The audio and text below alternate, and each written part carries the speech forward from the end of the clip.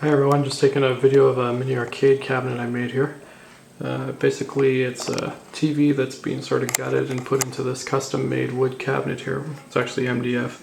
And there you can see sort of the controller there. That controller came with 12 games. And you know, some side arts on it. Let's take a look at the side here.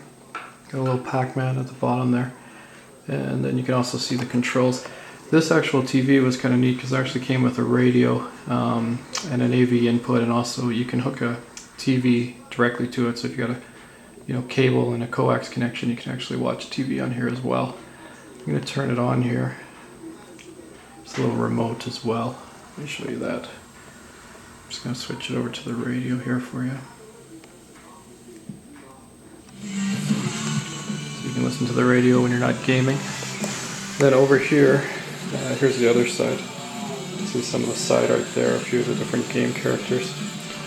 Then up top, a couple of speakers that were sort of countersunk in there. So that was all actually part of the TV. Everything you saw there, that front control panel on the side, and then also the little 7.5-inch screen. And then if we go around to the back, let me just go around to the back here.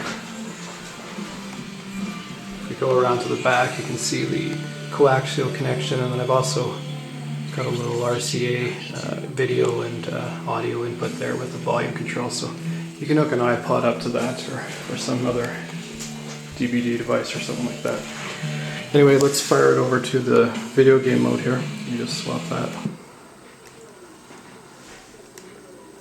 So now you can see the TVs on there. This is on the video input. I'm just going to turn on the actual video games here.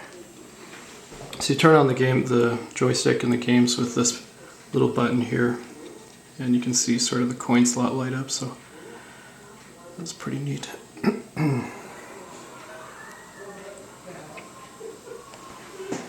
Alright, so the games are just loading up here now.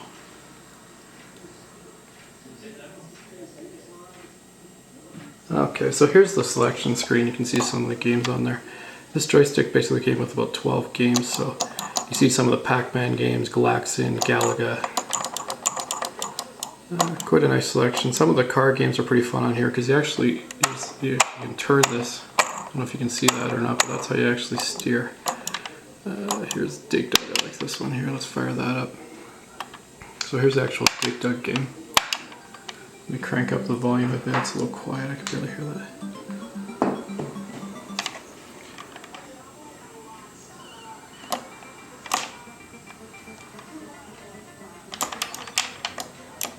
Oh, I can play it around the camera, but